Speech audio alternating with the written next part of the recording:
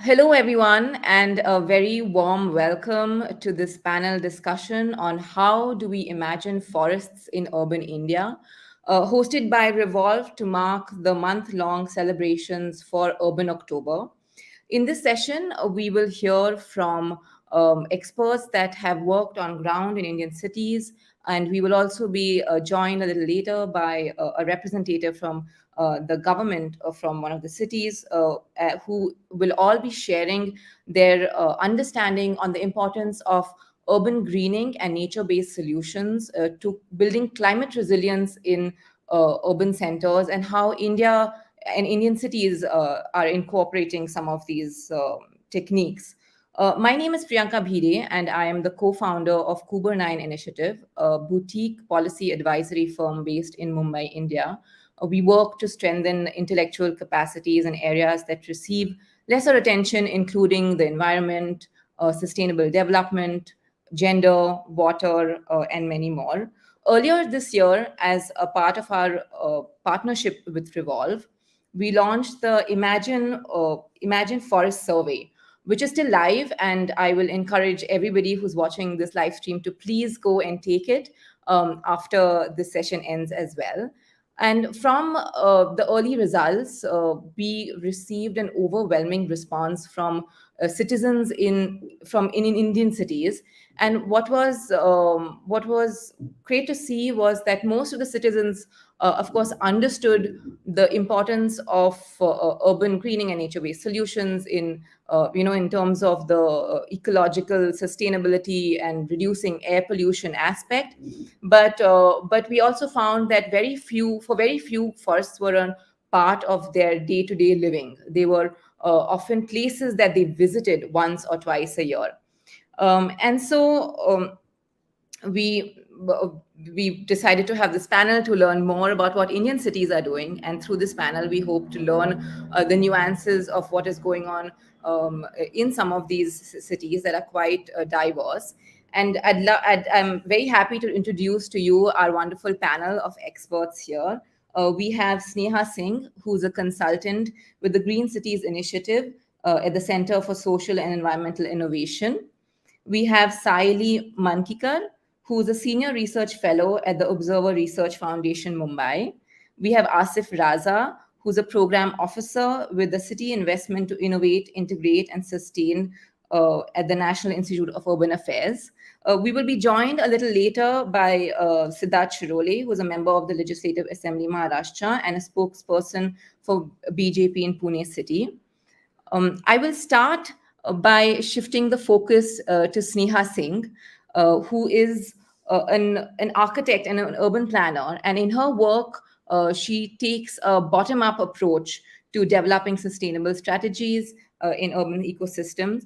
And I would love to hear from Sneha her experience in Bangalore city, which used to be the garden city of India. But unfortunately, in the recent past, a lot of its ecological resources have been compromised.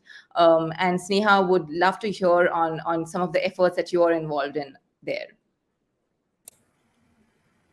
Thank you so much, Priyanka. Good evening and greetings of the day to everyone. Let me just share my.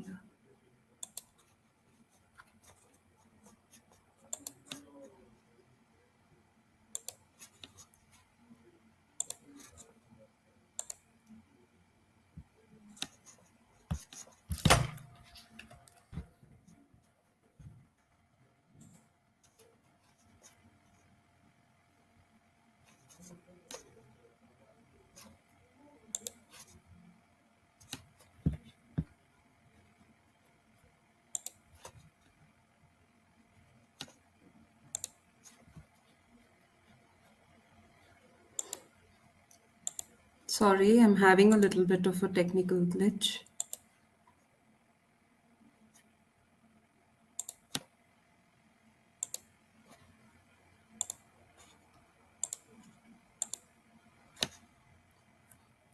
I hope my screen is visible and that I'm audible. And see you. Is my screen visible and am I audible? Yes, Nia, you're visible and audible. Please go ahead. Okay. Yeah. So I'm happy to share a little bit of what we've been doing in this space. The Center for Social and Environmental Innovations Green Cities initiative has been centered around building climate and water resilience in the urban Indian context. And our focus has been on India's third largest city, Bangalore. With the rapid urbanization, the land use of the city has drastically changed. Bangalore has lost nearly 80% of its water bodies, which were primarily tanks and lakes. And for many centuries, these served as Bangalore's flood buffers and also primary source of fresh water. Now the city is heavily reliant on piped water, which is sourced from the Kaveri River, which is almost 100 kilometers away. And 40% of the city's residents don't have access to piped water connections, which make them dependent on underground water, which is pumped through bore wells.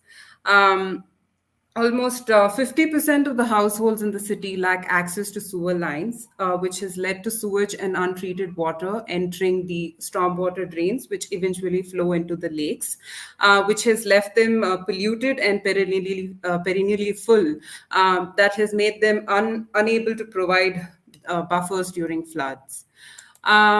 In order to understand the water problem in Bangalore and come up with potential solutions, it was essential to understand the city's water and sewage balance. For this, we developed a Python model which simulated the cascading lake system in the city. The data from the city's utilities were added onto this model to understand how much water comes into the city and how much of it leaves. Once the water is used, only around 40% of it is treated. And most of the treated water is sent to peri-urban districts like Kolar, where it is used for agriculture and industrial purposes. But this again has very high energy costs associated with it. So we envisioned an alternate scenario for the city that was aimed at bringing about more circularity within the water system. Almost 40% of Bangalore's water needs can be met by non potable water. So, replacing fresh water with treated wastewater could provide a perfect solution. And there has also been a push towards increasing circularity in Bangalore. Um, in 2016, the Bangalore Water Supply and Sewerage Board issued a mandate requiring all apartments with 50 units or more to install a decentralized STP within their premises to treat their own sewage. Bangalore now has over 2,000 decentralized STPs, but despite doing this, a lot of treated water has been going unused and is let into lakes, eventually polluting them. This site must be familiar to most of you because Bangalore's lakes have been in the news for frothing. Apart from sewage, even solid waste is dumped into lakes, which has caused this situation in Bangalore in the recent past. Now, to find out why water from apartments, these apartments which have installed decentralized STPs, is going waste, we tried to uncover the reasons by conducting a series of interviews with various stakeholders, including apartment residents, builders, STP operators, and MEP consultants. And we identified that there were three main reasons. The first being negative cultural perception of wastewater. The second reason being that the quality of treated water is very poor because of inefficient treatment systems and lack of monitoring. And the last and the most important reason is that there is a lack of wastewater market beyond the apartment fence. What can be done? One solution that we propose is to use this treated wastewater for greening. Currently, most green spaces in the city are maintained using fresh water. And the water that is treated is domestic sewage, which doesn't contain too many chemical contaminants and is very high in organic content. This would make it perfect for greening. And almost 50% of the wastewater that is generated annually in the city can be used for maintaining green spaces if this switch were to be made. And a few of our partner NGOs have already piloted this concept and seen a lot of success in their greening activities. Um, the next solution that we propose is a decentralized water treatment system using wetlands. Here is a very interesting case study of a pilot which was done by ATRI in collaboration with other partners to prevent the contamination and eutrophication of urban lakes. Um, the strategic in-stream system called Strains was a low-cost model developed to address the huge gap in wastewater treatment in Bangalore by mimicking a natural wetland system. Now, this was done using filter media like gravel and terracotta, along with plant species like canna lily to remove pollutants from the wastewater. This prototype was deployed at Salkere Lake in Sarjapur, and the model demonstrated significant success in removal of BOD, TSS, organic matter, and nutrients from wastewater. On an average, this model was able to remove up to 88% TSS, 80% BOD, 26% total nitrogen, and 53% total phosphorus.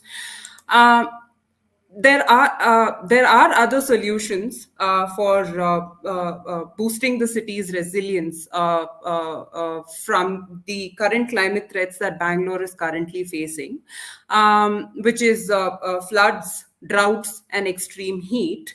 But there are also barriers and challenges in implementing these nature-based solutions in the city. It is hard to assess the impact of installing these nature-based solutions without data and scientific evidence. Nature-based solutions have benefits, and applying one solution can help solve multiple problems as there are codependencies. However, it is hard to show cost benefit without reliable simulation models that can quantify individual impact. And designing specifications or operation and maintenance manuals is a challenge with only a pilot. Also, the city's current planning manuals are not upgraded with material specifications that will help implement nature-based solutions at scale. Thank you. Thank you, Sneha, for sharing this. I'm going to invite everybody watching to please post your questions, and I will take them as we go along. Sneha, I just had one small question because you shared some fantastic pilot projects. If you could elaborate a little bit more in terms of the challenges of then taking this one successful pilot to other places, even within just the city. One of the main challenges is interagency dependency. The urban local bodies which are in charge of these systems, there are too many. And there is too much coordination that is required between the agencies themselves. And because of which it becomes difficult to maintain these solutions. One of the objective of this pilot was also to hand over the maintenance of this pilot to the community, but that is still in progress.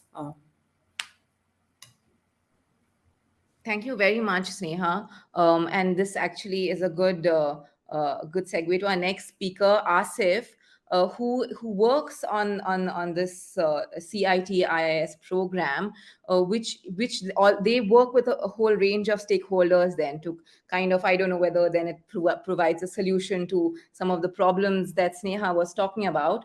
But Asif works in several cities through this project, and he's by degree he's studied climate change and sustainable development, but has experience in a wide range of fields, including urban greening and energy and such.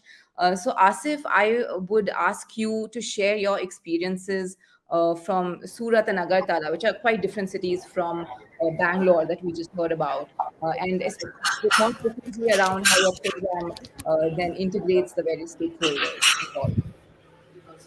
Yeah, hello. Good afternoon. Like very interesting. The point which actually Sneha led is the interdepartmental coordination and all. So there, the project actually comes. So cities is an kind of a project involving Ministry of Housing and Urban Affairs as under the smart cities mission. The project is being funded with an 800 million euro loan, 800 crores of loan from AFD, and like 6 million grant from EU. And there's a specific tailor-made mentorship which is there in the program built, who provide kind of a very extensive detailed and technical support to the cities. So I'll just briefly go into. So we have 12 cities in our cohorts. We have six international mentors, six domestic experts. We are like more than nine people at the PMU who are managing all of this project. And so the idea of cities program is to fund projects uh, through a challenge process. So all of these cities who have won these projects under these four categories, which is sustainable mobility, public open spaces, urban e-governance and ICT, and social and organizational innovation in low-income settlements. So Asit, I'm just going to interrupt you. We can't see your presentation very well. If you could just make it into a full screen, it will, I think, help our viewers. Thank you. all right. Yes. So the idea is to give technical support and funding to the cities to implement these very kind of an amazing projects. All of these 12 projects are very different for the purpose of this kind of a discussion and all.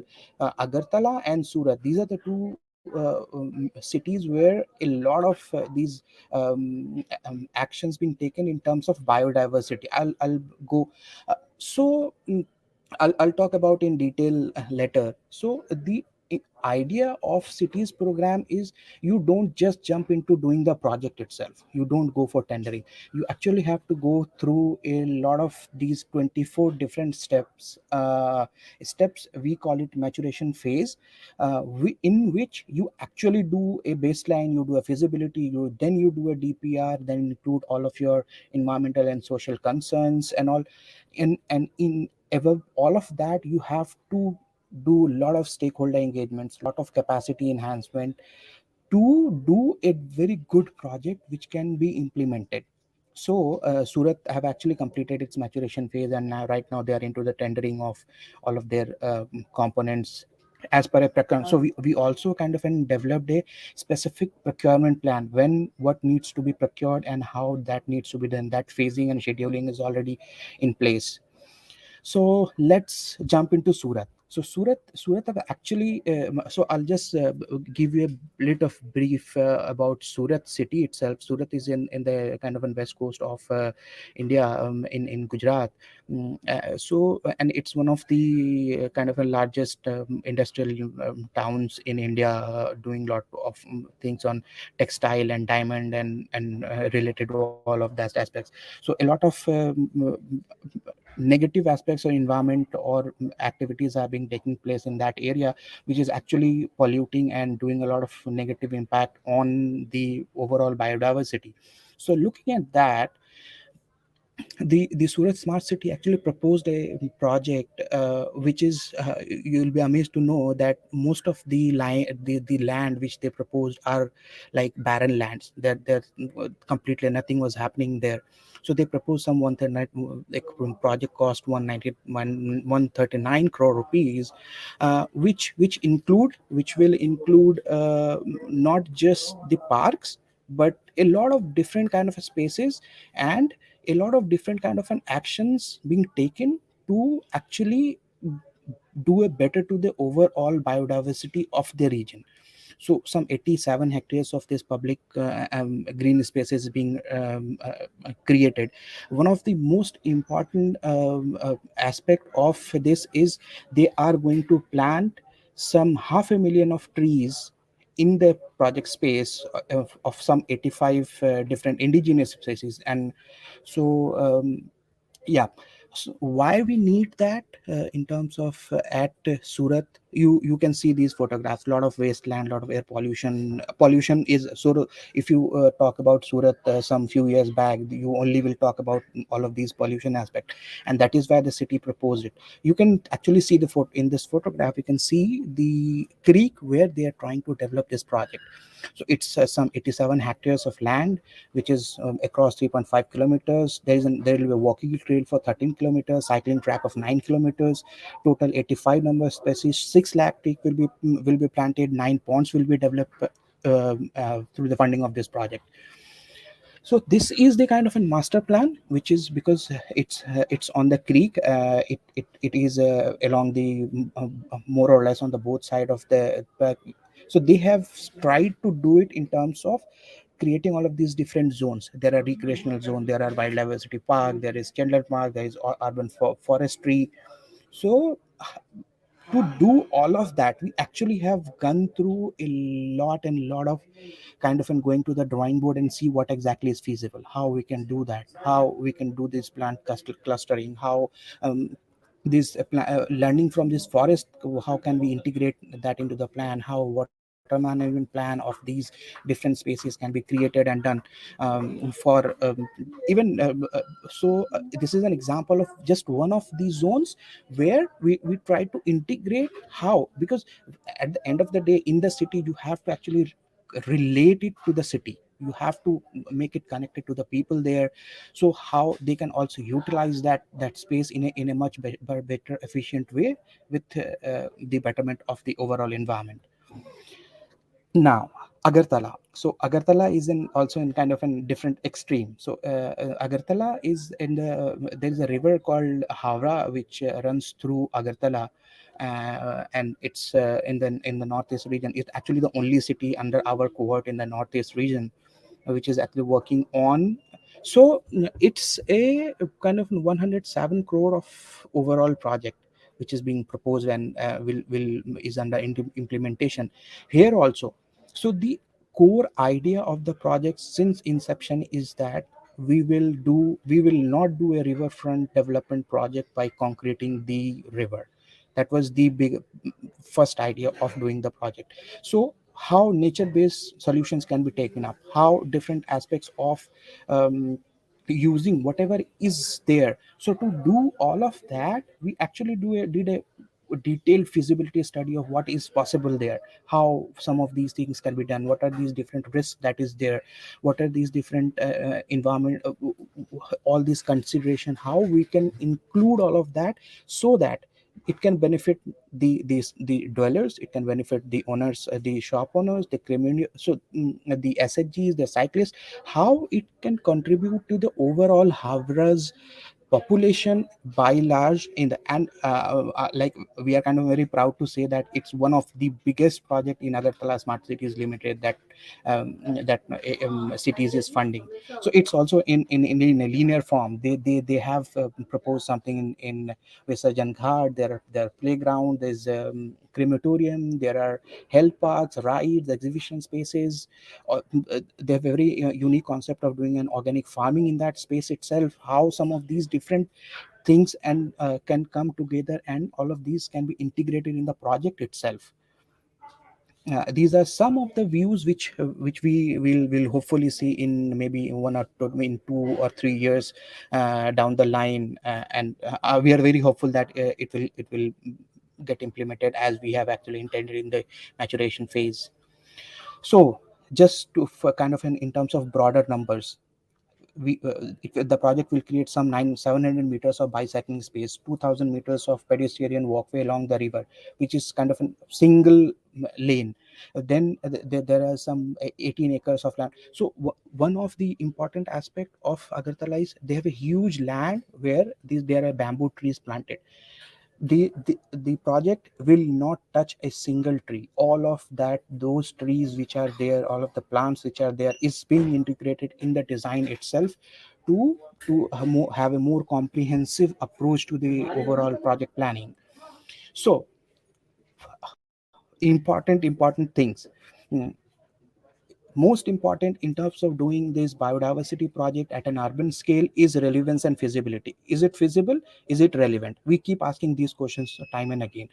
Then how, when we know yes we can do it, then how to do it? What are these different kind of innovations which we can brought into the picture in terms of processes, reforms, doing like in terms of design, in terms of resource management, technology, and whatnot. Then comes the aspect of integration, how we can integrate all of this. It's not just the design, it's not how even these different authorities can be integrated, these different departments can be integrated, how some of these different people can be on board on a single platform to do the project. So and then adopting a very participatory approach, you don't leave behind any of those stakeholders which are very important in the overall process. How you actually contextualize all of these different learnings from these stakeholders into your design development or into the project development phase. So key learnings is number one, willingness to do, not just the government but from the people side, from the administration side, and everyone. Is there a policy support or not? Is policy supporting it or not? Is there funding available? Are we like able to get those funds? And is there technical support available, or is the technical support is the key.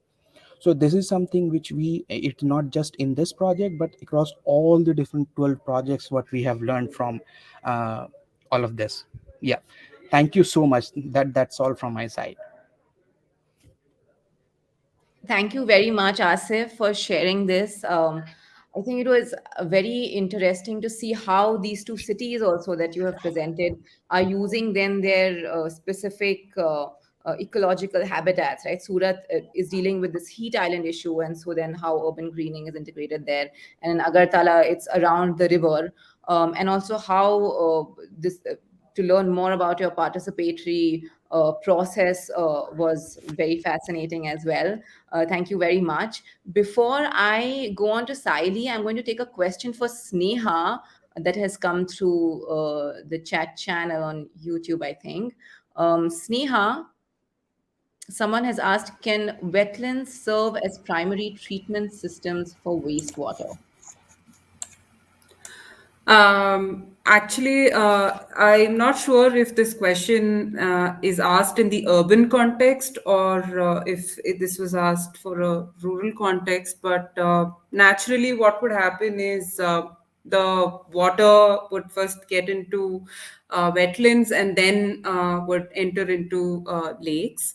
Now, in for cities, I would say no, because the load, the chemical load, the contamination levels in the water are really high, and wetlands take some time to break the pollutants down. So essentially, how a wetland works is that there are plants, there are microorganisms, and there are substratas which help break down the remove pollutants and nutrients from the wastewater.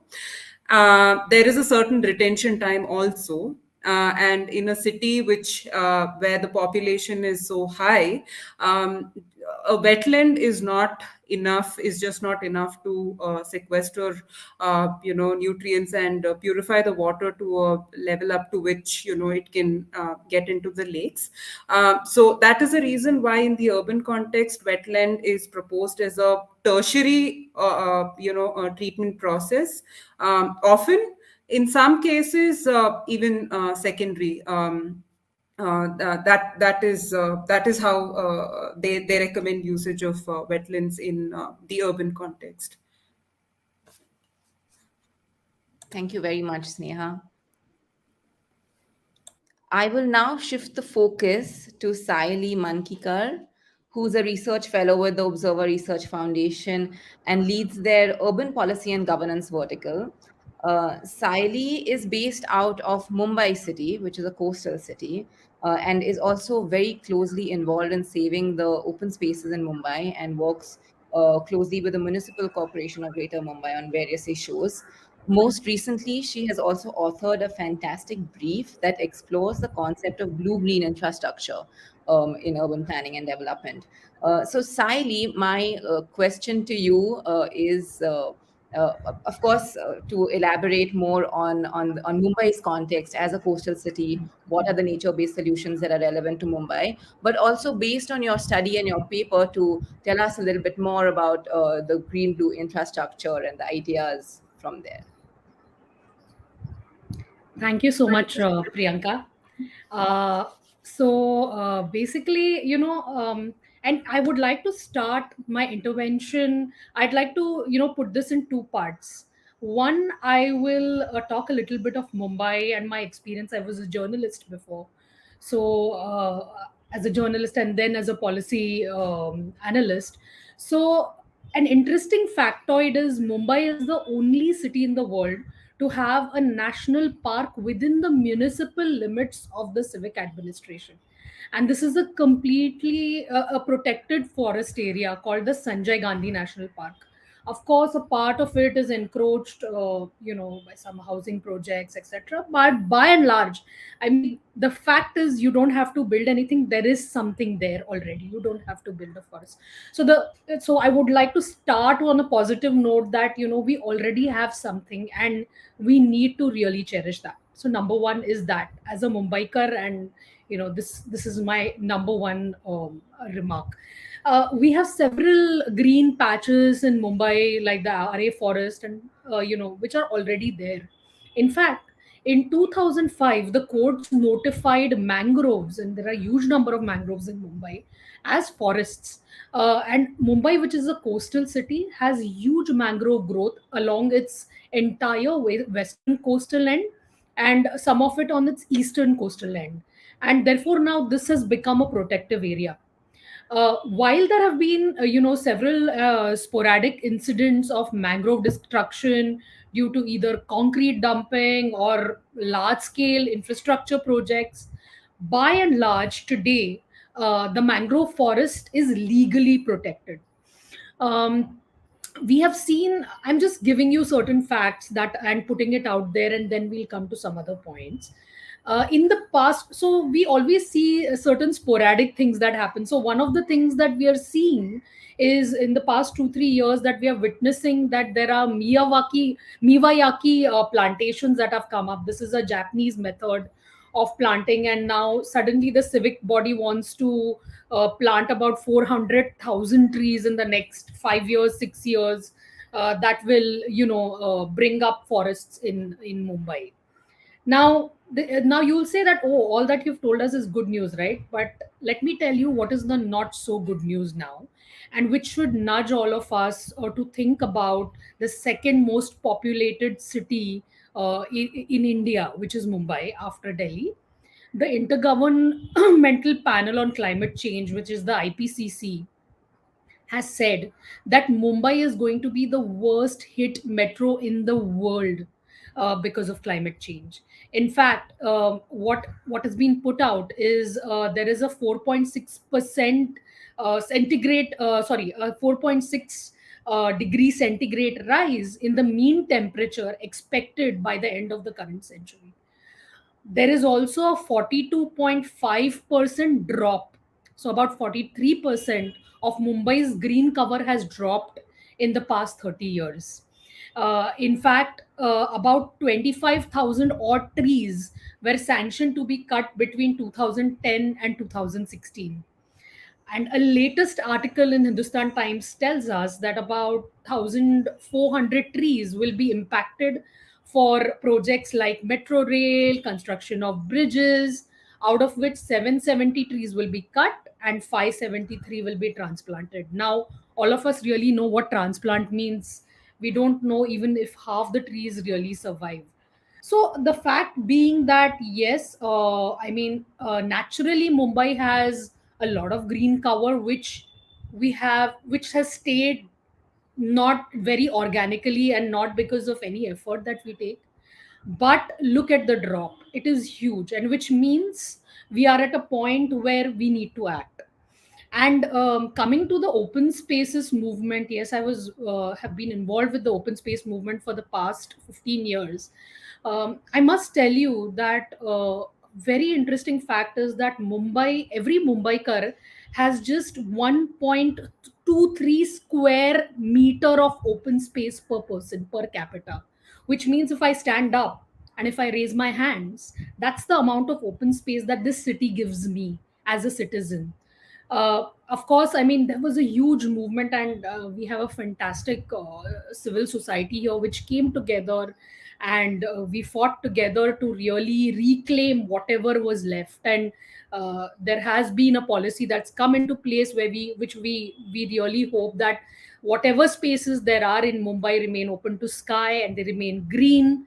Nature based intervention should happen in these spaces, but when I look around, I see that that is not happening. If you look at playgrounds around, non nature based solutions are coming up. There is blocking out of percolation points, and a lot of increase in the amount of flooding is seen in the city, which these are green lungs which hold water. In fact, this year a very interesting thing happened. A corporator from Ville Parle, actually an MLA from Ville Parle, shared with me that Meaty River, which is this river that flows, it's a 11, I think about 23-kilometer long river that flows from the national park into the sea, which usually on a day where there is heavy rain takes about 3-4 hours to kind of whenever there are floods, the water takes about 3-4 hours to get into the sea. This time it stayed there for two days, so which means there is something that is happening. Is the sea level rising? Is water not finding its way out? There is a lot of research that needs to be done on ground to see what is really happening in Mumbai. In fact, this year, Mumbai has been now included in the C40 network, where we have a young dynamic leader who has been making several commitments for mitigation of climate impacts in Mumbai. And I really hope this works, because it's a huge opportunity for us to build back better, as they say, and greener, and we have a more just kind of a build back is what I am hoping. But then what is the way to build back better, because we have really spoiled a lot of things.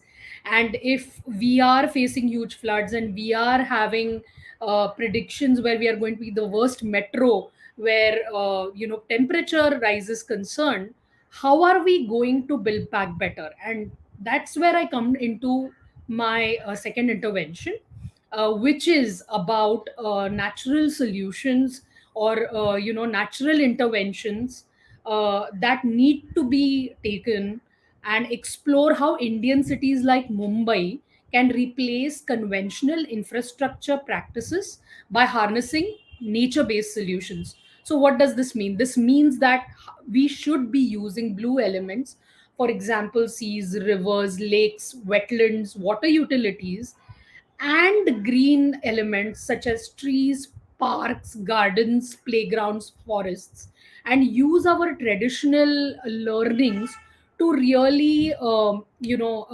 create an impact, and this could have a direct impact on climate change, on urban resilience, on health, on wellness, because nature based solutions not only impact a city from the spatial perspective, but also from the quality of living QOL perspective also.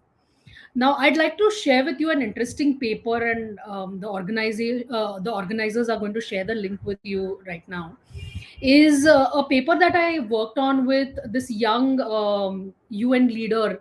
He's a young UN leader, Burgess Driver.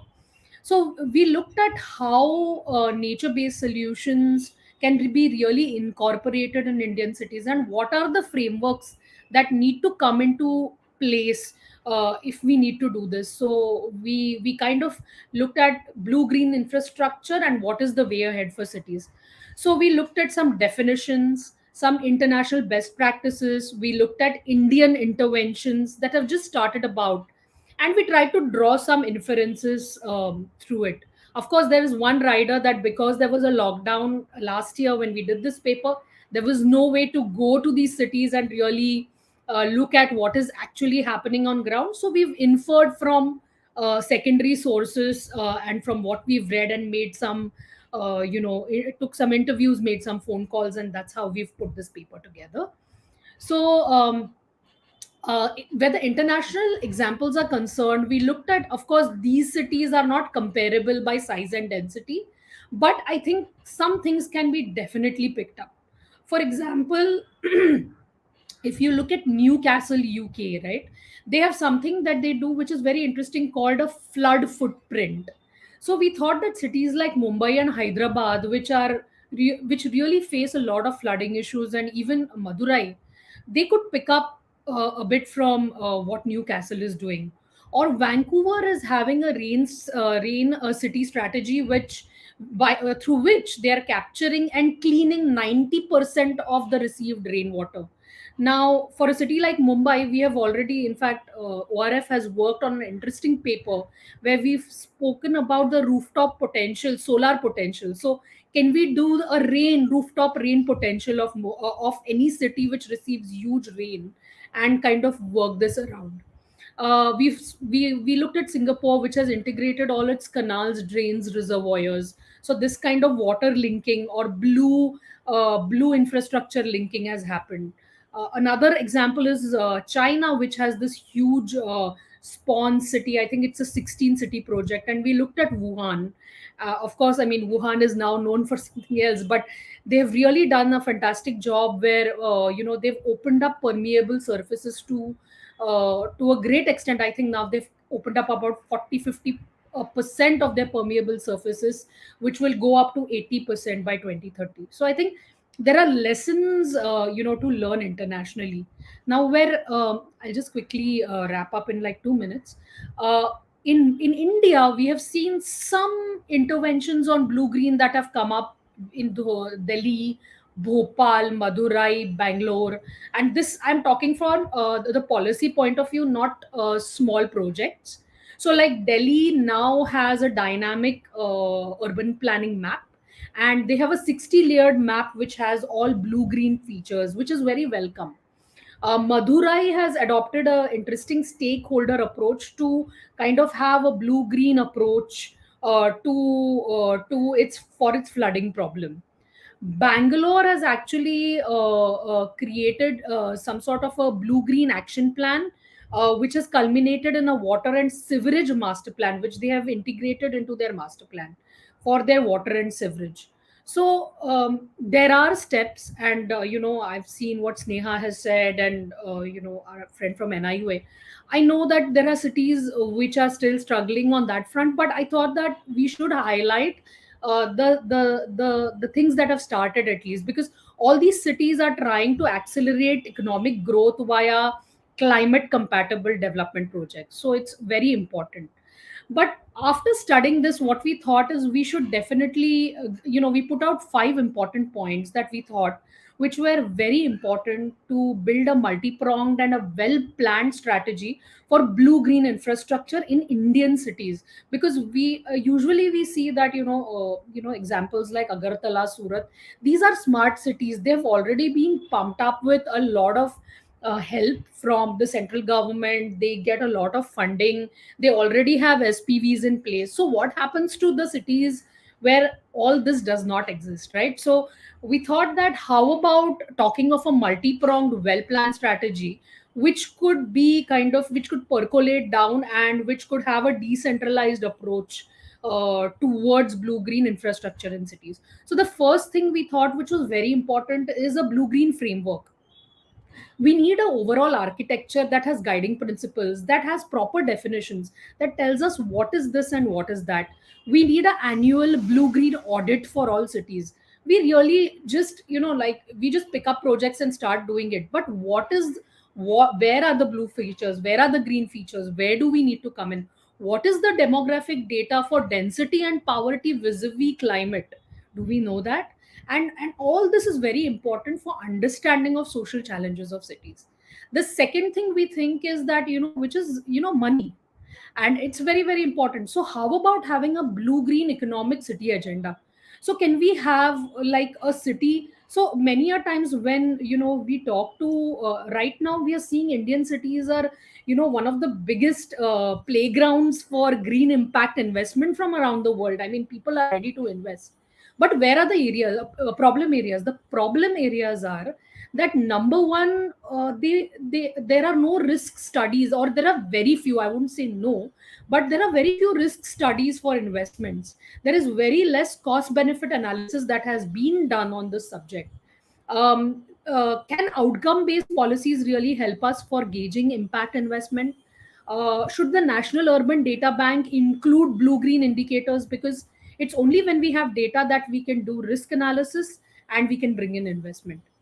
The third and very crucial part, and I think cities really touch that, is that there needs to be capacity building. There is such limited knowledge and awareness among city administrators and implementers in this space that, it is really crucial that we don't rely on external agencies, but build our capacity bottom up. And that's very crucial if we want to build very robust systems which are self reliant. The second last point is, today we cannot look at urban planning only from the urban from an architectural perspective or a spatial perspective. It needs to be dynamic, it needs to have strategy, it needs to have innovation, it needs to, even when you're talking of nature based solutions, how are you going to think of land management strategically? How are you going to think of water management strategically? So you need a 360-degree approach to urban planning. I think master planning needs to be thought about differently. We cannot have these 20-year master plans that are laid out, which have very little scope of moving around. And finally, the most important point, I think, is multi-stakeholder partnership and ownership. I think not only partnerships, but it is ownerships and significant community participation, which is really going to take this whole thing ahead. It is only active interaction with government, planners, policymakers, and very important political representatives that is going to really take this whole thing ahead. And finally, I want to end, Priyanka, with a very beautiful line that, I think I read and I have kept it in my mind. And it says that, you look after the land and the land will look after you. You destroy it and it will destroy you. So, on that note, I think the way ahead is to look after what we have. Thank you. Absolutely. Thank you so much, Saili. That was very interesting. And I'm actually going to pick up on what you said at the end and turn it into a question for all our panelists. If we could have everybody. So, I mean, very often then these discussions, they seem so larger than life, at a policy level. How can then citizens be involved, from your respective projects and perspectives? I'd love to hear how citizens could then engage in some of these solutions. Maybe we will start with Sneha, who works on ground.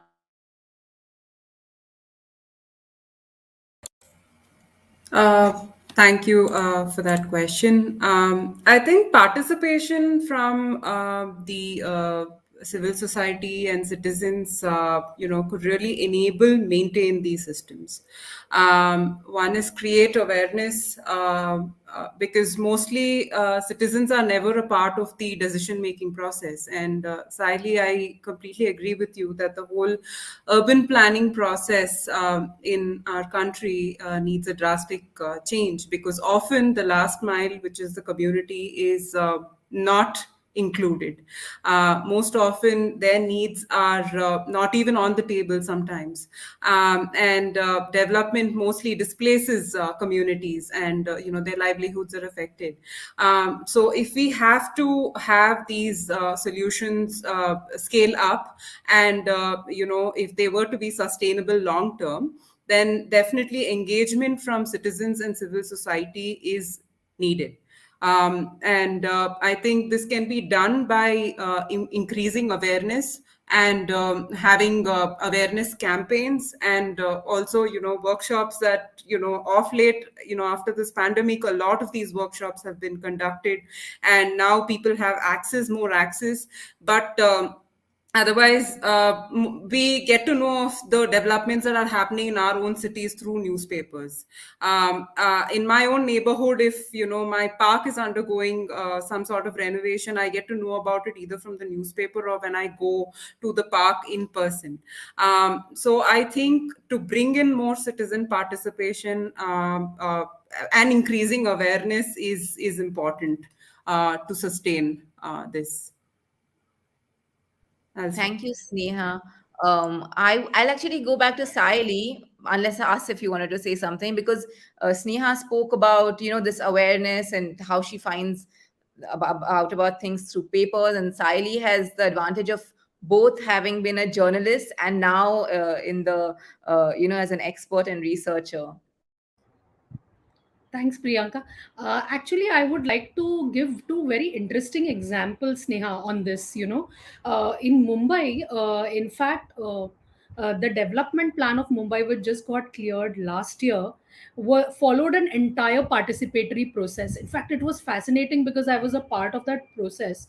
And if you see, they actually divided it, and Dr. Ramanath Jha headed it, and he basically ensured that every section of the society is represented. So there was a huge gender panel that came in and interacted with the planners, and looked at the spaces. And there are working women rental accommodations that are coming up in Mumbai. Small things, but this is happening. Or there were environmentalists who were there, and there was a talk about whether NDZ should be opened or not. So it's a good example. It could be more participative, but I think these are starting points. In fact, I also attended a participatory process that the Delhi development plan took up, and I was part of that, and they had this huge interaction. So I think cities are realizing the importance of having people on board. It's welcome, but yes, it's not enough. I mean, there are these are like people who are far and few who are included, who are known to people, and it's not like an open process key, come and talk to us. It's not that. The second thing that I'd love to share an example of something we did through ORF, and that was including youth in public policy participation. So two examples, and very quickly. In the Mumbai development plan, we actually approached the Mumbai corporation saying, so again, when they said that it was a participatory process, we said, oh yeah, but where is the youth here? 60% of Mumbaikars are below the age of 25, and do you have their voice in there? It's a 20-year plan. They are going to be 45 by the time your plan expires. What happens then? So then, I mean, it was tough to kind of get them convinced on this. But yes, I mean, we got students to give in ideas, and one of the winning idea has made it into the development plan. It is related to open spaces of Mumbai. So that was a good thing. And the second thing that we did now is the Metro Rail Corporation of Mumbai, where the Metro 3 is coming up, which is going to be like the heart line of Mumbai, as they call it. It's going to come up next year. We've got students to plan the entire station areas for it. So all the 24 station areas which are coming up in Mumbai are planned by students. They have studied 1 kilometers around it, looked at social aspects, green aspects, electric mobility, walking, cycling. So I think there are ways and means in which we can do this. There needs to be a push on this, but I think youth could be a great answer for participation. Thank you. Thank you, Saili. Asif. Yes, very interesting. So I'll just tell you how exactly we address some of the issues which we are kind of in discussing right now. So, for example, in terms of participation, so cities project has mandated to the SPV that you have to spend 2% of the money uh, on publicity, communications, and outreach, and 5% of money on the HR and capacity building. You have to use that money. If it's a 100 crore project, 5 crore goes only to these things. It can be from the project, it can be from the allied department. So you can have different kind of visits. If you want to learn something in terms of the project implementation, you can go and learn that. In terms of participatory approach, so there is already budget there being placed to do all of these activities, and you have to do that. Other than that, in the project development phase, we all understand and appreciate the fact that stakeholder is the key, because at the end of the day we are doing it for that stakeholder. And if we are not asking them beforehand, then they will come up with questions and queries and problems later, or maybe complaints later. So to kind of integrate that into the overall planning process, for example, I'll just give you example for Surat. So they did some FGDs, 112 FGDs. They did some stakeholder meetings of 92 different stakeholder meeting with not just officials, but across different departments, different consultants, different project teams, residents. They did some 382 household surveys. They did some 22 number of, they actually got, so they also have a visitor review desk where somebody can send their reviews regarding the project. And there they also have hold these different design competitions, some 18 number of design competitions. Other than that, in all the cities, all in all the 12 cities which are in the cities cohort, there's a specific emphasis that you have to do stakeholder, and it is mandated that you just don't do stakeholder consultation in the project development. You have to keep doing it. You have to. So in the project monitoring and in the overall project monitoring framework, we have mandated that you have to do the stakeholder consultation and report back to us what exactly is happening. Are there concerns, what, and so it is to make the overall process very cohesive, so that the so initiatives being taken, that the money is being spent on the project for these people, they should get benefited at the best. That is the core intervention or the core idea. So of course we definitely understand and we really appreciate these cities, the amount of leadership they have, and that definitely goes, and that is why some of these cities are performing so well. You will not believe, but the joint commissioner or the deputy directors of some of these cities are always in our bi-weekly meetings. So they are there to clear out, yes, you have a problem, there is a solution, you have to do this, you need to do this. Don't come back to me tomorrow that there is a problem, I know how to solve this. So that is why, so you need somebody very good at the driver's seat also to navigate through. But and there are people who are okay, theek hai, we'll do later, let's see how we'll figure out. So that is something which is very very important, which we feel is an, at least in cities program, is the driving force, how actually the leadership drives it. Thank you, Asif. And that's a very important point. I think leadership is an important point, and which is why we were hoping to have Mr. Siddharth Shiroli join us. He's quite active in his constituency, and he as an engineer by training, he has both the policy as well as the scientific expertise. But perhaps in the next panel we will have him, because we are almost coming to an end. I'd love to just have a last. A round of maybe 20 seconds, if you could just give your ideal of how could we imagine urban forests in India in just a sentence or two. We'll start with Sneha. Yeah, I think in the city, space is a constraint. It comes at a premium, and also water.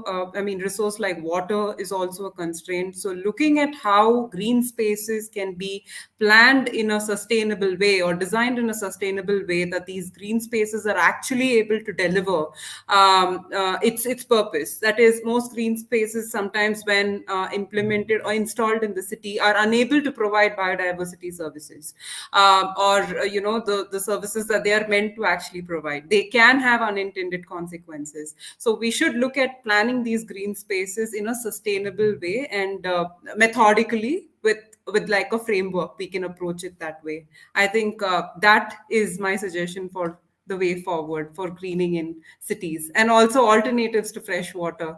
Yeah, that's the other thing that I would say. Thank you, Sneha. Saili, very quickly. I think the only thing I would say is that if every citizen living in a city has a green space within 10 minutes of walking where I can sit in an open space. That is what it is. That's the minimum requirement. Thanks. So, in terms of project management and implementation point of view, number one, feasibility. If it's feasible or not, you must study that, because we have seen that a lot of things which we perceive is good may not be feasible at that point of time and at that space.